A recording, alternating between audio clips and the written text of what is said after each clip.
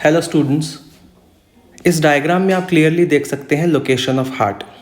दोनों लंग्स जो thoracic cavity में प्लेस्ड हैं, उनके बीच में एक स्पेस होती है हार्ट के लिए, उसको मीडियास्टिनम बोला जाता है। इस मीडियास्टिनम रीजन में आप देख रहे हैं हार्ट जो है वो लाई कर रहा है। अब आप यहाँ पे क्लियरली देख सकते हैं जो हार्ट है वो बिल्कुल सेंटर में प्लेस्ड है। इसके आगे इसको प्रोटेक्ट करने के लिए स्टर्नम होती है। इसके बैक साइड पे आप देख सकते हैं ऑफकोर्स थोरेसिक वर्टिब्रे आ गए हैं। लेफ्ट और राइट लंग में इसको लंग्स की कुशनिंग मिली हुई है। लोअर साइड पे डायफ्राम देख पा रहे हैं।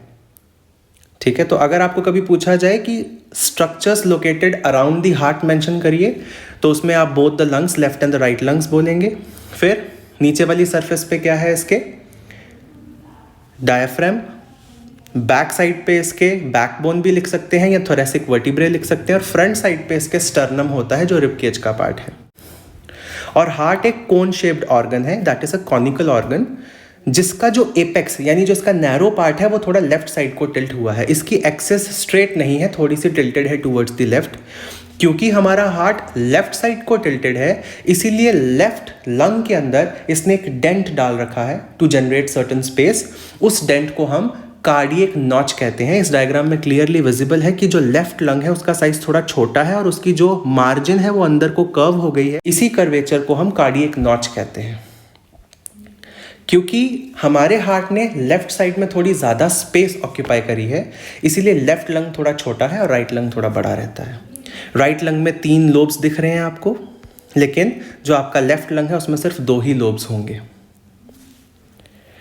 ये सारे structures, that is both the lungs and the heart, ये नीचे जो बड़ा सा डोम शेप मसल है दैट इज द डायफ्राम, उसके ऊपर रेस्ट करते हैं। सो ये थी लोकेशन ऑफ हार्ट। यहाँ पे 360 डिग्रीज में आप देख भी सकते हैं कि किस तरीके से हार्ट प्लेस्ड है इन दी थोरेसिक कैविटी और दी चेस्ट कैविटी। यहाँ पे चिल्ड्रन आप क्लियरली देख सकते हैं कि जो हमारा हार्ट और हमारे लंग्स हैं वो एक थोरेसिक कैविटी में बंद होते हैं, जिसको प्रोटेक्ट करता है हमारा रिब केज। और रिब केज की जो सबसे फ्रंट वाली बोन होती है जिसको हम स्टर्नम कहते हैं, अगर इसको हाइड किया जाए तो ही हम देख पाएंगे हार्ट को। तो बेसिकली हार्ट के फ्रंट सरफेस को प्रोटेक्ट करने के लिए हमारे पास स्टर्नम होता है, साइड्स में लंग्स होते हैं और लंग्स को प्रोटेक्ट करने के लिए हमारे पास रिब्स हैं। पीछे वाली सरफेस से उसको प्रोटेक्शन मिलती है हमारे थोरेसिक वर्टिब्रे यानी वर्टिब्रल कॉलम से, और नीचे वाली सरफेस पे प्रोटेक्शन के लिए डायफ्राम होता है। Students, after studying the location of heart, now we are going to study the structure of heart, but the external structure. तो बेटा किसी भी ऑर्गन के एक्सटर्नल स्ट्रक्चर की स्टडी को आप मॉर्फोलॉजी कहते हैं। यहाँ पे हम मॉर्फोलॉजी ऑफ हार्ट देखेंगे, हार्ट को बाहर से देख रहे हैं। हमने कहीं से भी हार्ट को भी डायसेक्ट नहीं किया है, so we are going to see the morphology of heart. We are going to study the morphology of heart. तो बच्चों, हार्ट के अंदर ऊपर वाले जो 2 छोटे चेम्बर्स होते हैं इनको ऑरिकल्स बोला जाता है। यहाँ पे आप देख सकते हैं, ये रहा आपका राइट ऑरिकल। बच्चों, राइट ऑरिकल के अंदर 3 पाइप्स खुलती हैं। ये ऊपर वाली पाइप को बोला जाता है सुपीरियर वेना कावा, जो हार्ट से ऊपर वाले ऑर्गन्स होंगे वहाँ से ब्लड को कलेक्ट करेगी, डीऑक्सीनेटेड ब्लड को हार्ट से ऊपर जितने भी ऑर्गन होंगे उनसे कलेक्ट करेगी। Then you have the inferior vena cava. नीचे वाले साइड पे आप देख रहे हैं ये जो पाइप है ये इन्फीरियर वेना कावा है, जो एक तरह की वेन ही है। ये भी डीऑक्सीनेटेड ब्लड को कलेक्ट करके राइट ऑरिकल में लेके आती है from the lower organs. Heart के नीचे जो ऑर्गन्स होंगे वहां से कलेक्ट करेगी ब्लड को। अब बच्चों, यहाँ एक छोटा सा तीसरा पाइप भी जुड़ा है, इसको बोलते हैं कोरोनरी साइनस, जो हार्ट की खुद की ब्लड सप्लाई है। यानी यहाँ पे आप देख सकते हैं हार्ट के ऊपर भी कुछ आर्टरीज और वेन्स जो हैं वो छाई हुई हैं।